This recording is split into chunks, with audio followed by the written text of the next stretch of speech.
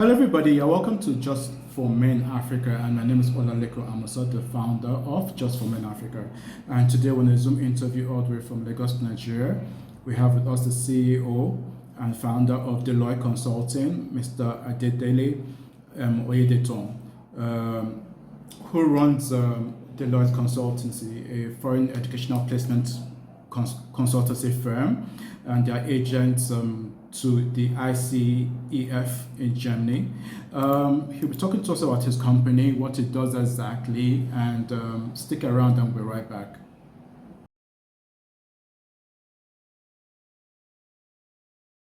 Okay, everybody, you're welcome back to Just for Men Africa. And we have with us the CEO of Deloy Consulting, Mr.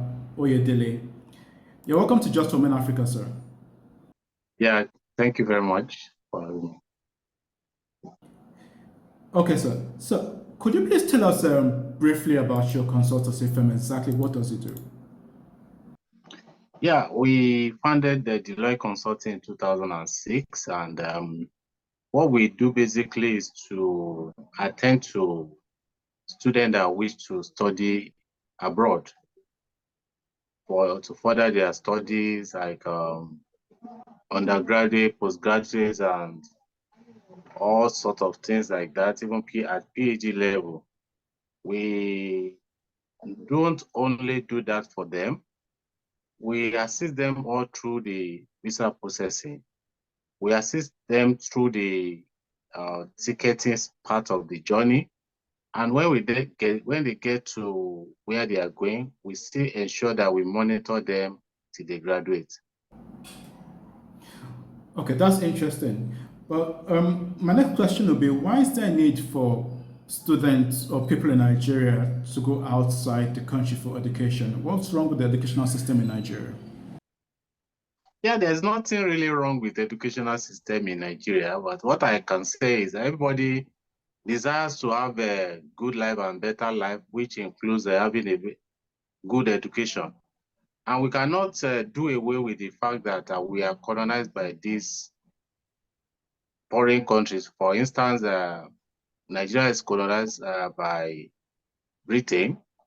And be it as it may, they are still our boss when it comes to delivering quality education to their citizens and foreigners. So, and most especially Nigerian employers, they value it when you say, oh, I'm a graduate of this and this and the University of this and this in the UK, in Canada, and Australia. So it's an in thing for Nigerians to add to their profile. Aside from the fact that some of them want to stay back abroad and work, some come back home to really find a good work to do with their quality education and well-respected certificate they obtain overseas. Okay.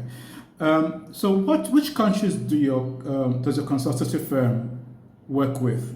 Do you work with all countries around the world, or you work with specific countries? We work with specific countries. For instance, we work with United Kingdom. We work with Canada. We work with Australia. We work with Netherlands. Okay. For now. Right. And out of the countries you mentioned, which is the top country Nigerians love to go to for education? Nigerians love to go to Canada. I can say that. If we have 10 inquiries for Canada, probably we have like 6 for United Kingdom and probably 2 for USA. Is there a reason why Nigerians love to go to Canada for school? Yeah, people believe that Canada is cool. Their immigration policy is fantastic. And there's work opportunity all around Canada. That's the feedback I get from my students. Even there are so many of them that want to go to Canada to study, but by the time they are graduating, a lot of employers will be, contacting them. We want you to work with us. We saw your profile and stuff like that. So they find it easier to get work when they go to Canada than any of the remaining countries. Okay, that's interesting. That's interesting to hear. That's interesting to hear. Okay, so you started your business as far back as 2006. What are some of the challenges in starting a business like what you run in Nigeria? There are a lot of them. One is getting staff that will stay with you. You know, when you are in startup stage on any business, you face challenges of finance. You face challenges of even people trusting you. Can you deliver? People will come to you and say, have you ever traveled to UK before? Have you ever traveled to Canada before? If you say no, how do we believe in you? How do we trust you? You know? And aside from that, like I mentioned earlier, staff. Getting good and reliable staff is another issue for business like ours, so to speak, and trust from people too. Okay. So how do you get to overcome some of these challenges? I mean, with staff and clients coming over to you trying to prove, have you traveled to these countries? How do we believe in you? How do you come over challenges like that? I mean, for people who are watching and probably in the same situation like yours, they want to learn and you've been around for since 2006. How did you overcome it? Yeah, one thing is that if you want to go into this line of business, you have to have passion for it. You have to stay through the thick and thin of the business. You have to believe in yourself and stay glued to what your passion is. I think we overcome it by trying to be the best of what we can be. At first, getting schools to even come to you to say we want to partner with you was an issue, because you need to give them like 2 to 3 references. And as a startup, you are just starting. You don't have any university in your profile. So we now went ahead and registered with ICEF, got certified, and we start getting universities to work with. So with that, we started making progress. We started doing when we started, the social media was like maybe 5% in Nigeria or even 2%. So we started running ambis, we started going to newspapers, and before you know it, we are where we are today. Okay, you've definitely come a long way. Definitely come a long way. Okay, so I mean, you mentioned specific countries you work with. Why don't you work with other countries? Countries like Japan, Switzerland, Italy. Why don't you work with countries like those? Why do you specifically work with things like Canada or the UK or America? You get to learn at work. When you have inquiries, uh, Deloy, can you process admission for my daughter, for my son to the UK? The second person call, can you process admission to United States? And nobody ever come to you to say, we want to study in Japan, or we want to study in Germany, or we want to study in uh, New Zealand. So you as a businessman, you need to tailor your resources. You need to let your profile be within what the target audience really wants. We have requests from so many universities, so many schools all around the globe that say we want to partner with you, Malaysia and Turkey, all of them. But since we have requests for their universities, we decline most of the time. Okay. What does it mean for your consultancy firm to be an ICEF accredited agent? Yeah. Now there is you need to go through certification process. You need to do an exam where series of questions will be posed, and you need to answer them correctly and score 80%, as at when I did mine. And then on the ICF list, I am the 5th in the whole world, and they have thousands of agents. You can check it. ICF. My name is on the 5th of accredited agents. So you need to pass, there are series of questions they will ask you, what is it about Canada? What is it about UK? They asked a lot of questions that I cannot have the time to tell you those questions right now.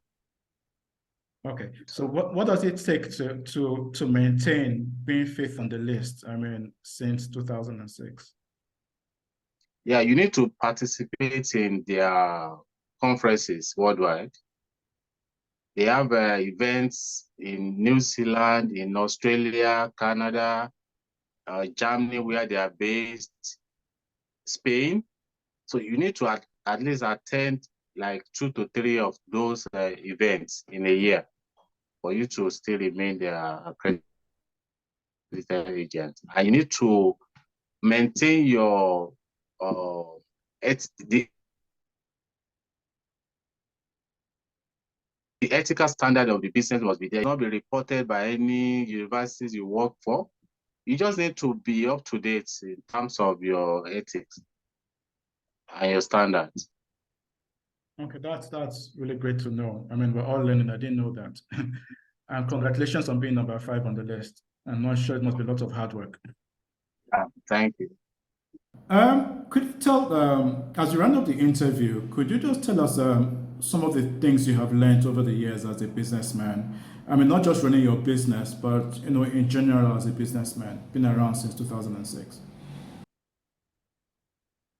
Yes, what I've learned that you need to be focused.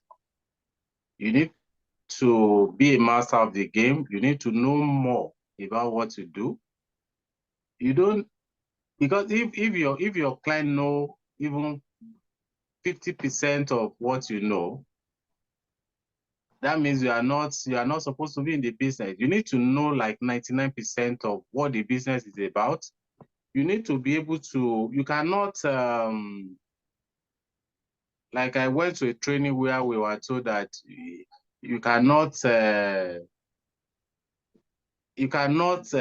like your interest now, I cannot satisfy you 100%. I can only maintain it. I can only work with your interest. For instance, if you say you want to go and study in Sudan, and I know for now Sudan is a world top country, and you insist, I need to sit you down and counsel you that where you are going is it's not going to be profitable for you. It's not going to be productive. It's not even safe. There are so many unsafe countries, and every countries they have their schools too. They have their universities. So you need to be honest. You need to let your clients know that this thing is not possible. It's not all about money, it's about your integrity. You need to have a good way. Most of the students we have today, 90% of them are referrals from satisfied customers, satisfied students. It's on our website, and we have quite a number of testimonies on that too. So you need to let your integrity be 100%. What's the future for Deloitte Consultancy? I see Deloy Consulting be one of the best in not only in Nigeria, in West Africa, if not Africa, in the very future. Okay. And what is your advice to men out there, African men out there, who feel the daily struggles of being a man, having to provide, society looking up to you, having to run your own business? What's your advice to them?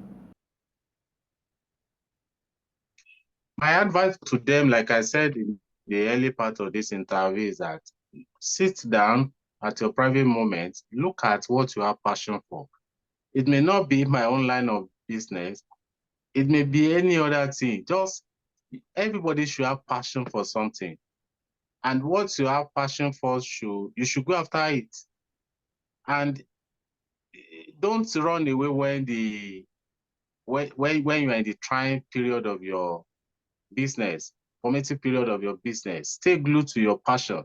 It wasn't that easy. I knew when we had to struggle to pay salaries. I knew when we had to struggle to pay rent. But here we are today. So you need to look at the future, not at the present. And for people that really want to go into this line of business, I'd say I'm free. I can give back to the society by training anybody free of charge. So that is if you have passion for it, if you can stay through the thick and thin of the business, through the troubles, and you water the storm, you are welcome. I like that.